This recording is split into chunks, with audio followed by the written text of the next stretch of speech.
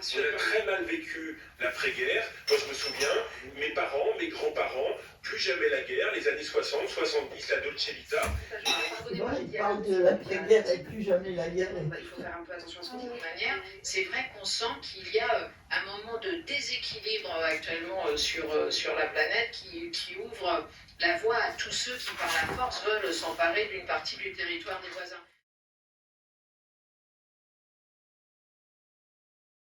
Bon, je suis normande. J'habite à Saint-Aubin-sur-Mer, d'où vient toute ma famille paternelle. Donc on a vu vraiment le démarrage de la guerre, alors qu'avant, c'était quand même une station très, très sympathique et très reconnue, Saint-Aubin. Et tout d'un coup, tout vous tombez dessus, quoi. C'est à peu près ça. 12 ans, 10 ans, le débarquement. Non, même pas 11, non, je ne sais plus. Alors déjà, Je crois que j'ai eu 11 ans au mois d'avril et que le débarquement eut lieu au mois de juin. Tu vois. C'est dans ce genre d'idée. Oui, mais tu vois, moi, ce qui m'intéresse, c'est pas d'avoir les dates exactes, c'est que tu me parles de ce que tu as vécu, tu vois. Donc c'est pour ça que je te dis que c'est pas grave si c'est pas exact dans les dates. C'est juste que tu as vécu ça. Oui, Il y a un moment mais où ce que j'ai vécu, il faut que je sache le dérouler. Ouais. C'est plutôt ne pas raconter n'importe quoi. Oui, ça je comprends. Je sais pas, tu devrais comprendre avec ce qui se passe là, ce que c'était que la guerre. Bah oui, je comprends, c'est pour ça que j'ai envie de faire ça.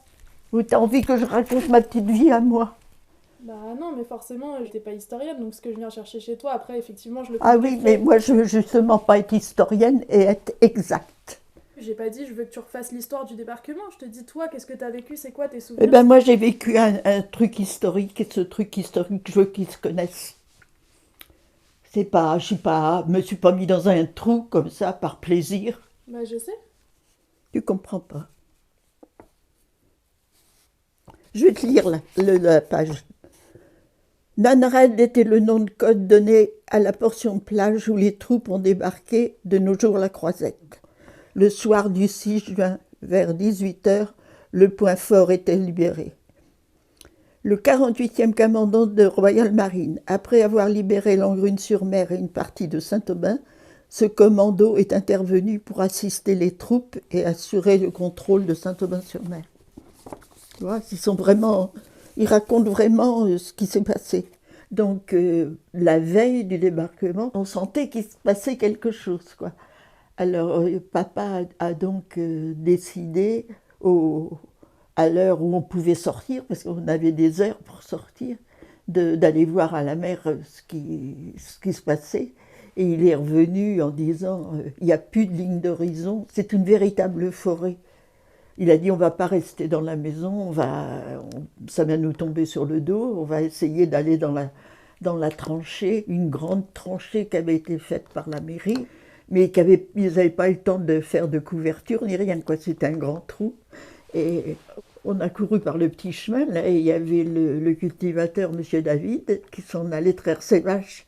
Et lui, il n'avait pas réalisé ce qui se passait. Il nous dit, mais où vous courez comme ça?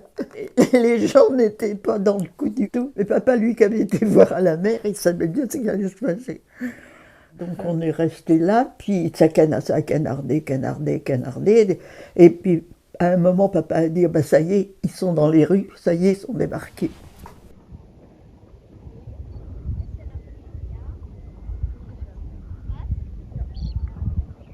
C'est c'est le bateau qui était sur la plage. Moi, c'est le bateau, c'est après le débarquement, ça. On était contents. Pour attirer les recherches, les investissements en R&D. Donc, si ce conseil a la main sur du concret, ça servira à quelque chose. Sinon, j'ai bien peur que ce soit un autre comité tenu qui fasse le constat que la recherche gagne. Oui, alors heureusement, tout le monde n'attend pas tous les deux.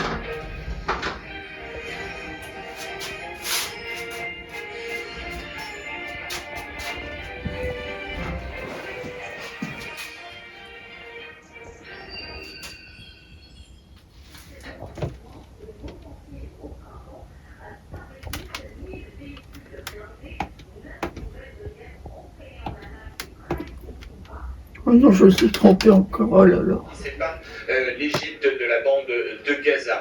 Ce matin, nous avons pu approcher de la barrière de sécurité qui sépare Gaza d'Israël, tout à fait dans le sud, quasiment à la hauteur de la ville de Ils sont Ranunès. sur les Par routes, là les où pauvres entrent gens, les chars, les transports ils de ont même troupes pas d'endroit où les ils vont fameux aller. bulldozers. Je revis la guerre, peut-être que je n'ai pas vécu de cette manière-là, mais parce qu'à la télé, on voit des trucs affreux, quoi.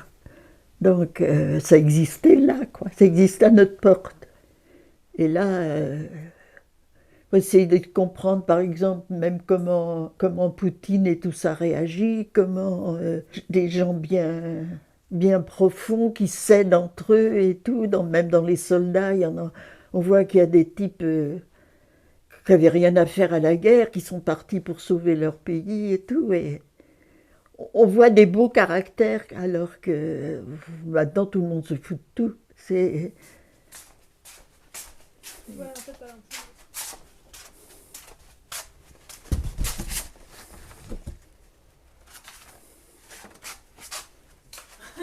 Tu peux pas dire qu'il n'y a pas de documentation. Et regarde, il a quand même la décoration de la vie aux dames. Fred. Comment ça a commencé qu'il y ait Fred et Denis, par exemple, qui viennent Bah, c'est Franck qui les a trouvés sur la plage. Ils étaient sans doute un groupe, je sais pas. Il m'a dit, maman, il y a des Anglais qui sont là, ils ont fait le débarquement et tout. Alors j'ai dit, bah, tu leur dis de venir, et donc ils sont venus. Donc on a toujours eu plein de soldats, que ce soit dans la forge chez nous, eux, ils avaient l'habitude que de casernes, que de choses dures, et qu'à chaque fois qu'ils venaient à la maison, bah, c'était comme s'ils venaient chez eux, quoi.